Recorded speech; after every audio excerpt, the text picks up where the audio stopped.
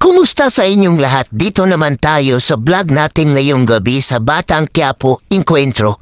Unang-una sa lahat, ito ay teaser video lamang para ma-update sa Batang Quiapo. Huwag kalimutan i-follow at subscribe ang channel. Salamat po. Dito ay napasugod si Tanggol sa selda nila. Si Bong nito at ay nakita niya si Bong na naglalaro nito at dito ay inupakan ni Tanggol ito. At ayon, nag-aaway na sila pati yung grupo ni Bong napaaway din ito. Ayun, nagulat ang mga kaibigan ni Tanggol at si Bubbles nito. Tuloy pa rin ang pag-aaway nila Bong at Tanggol nito. Lahat ng nasa selda nanood na lang sa away nito.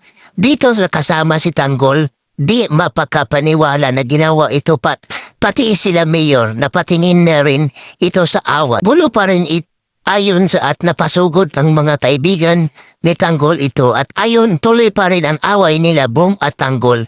Dito ay napasugod si Chief Espinas dito at ayon pinakita na ni Tanggol ang tunay niya pagkatao nito. Tinaya niya lahat ito sa away, basag ang mukha ni Bong nito sa gulpi. Ngunit dumating si Chief Espinas para awatin ito lahat at dito ay natapos ang away nito dahil pinaputukan ng baril ito kaya lahat ito ay naawat.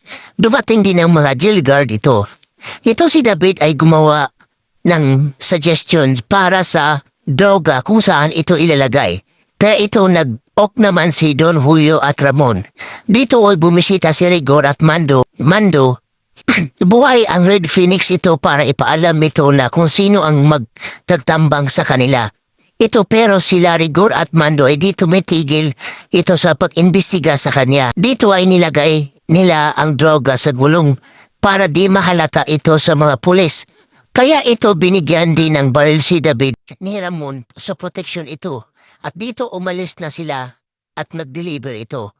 Gusto ni Rigor at Mando malutas ang kaso nito, pero ito si Roy alam niya kung sino ang nagbaril sa kanya kundi si Tanggol at babalikan niya ito. Dito ay nilabas sa court ang mga nag-aaway ng selda nito at galit si Chief Espinas. Abangan bukas sa Batang Quiapo. Huwag kalimutan i-follow at i-subscribe ang channel. Salamat po.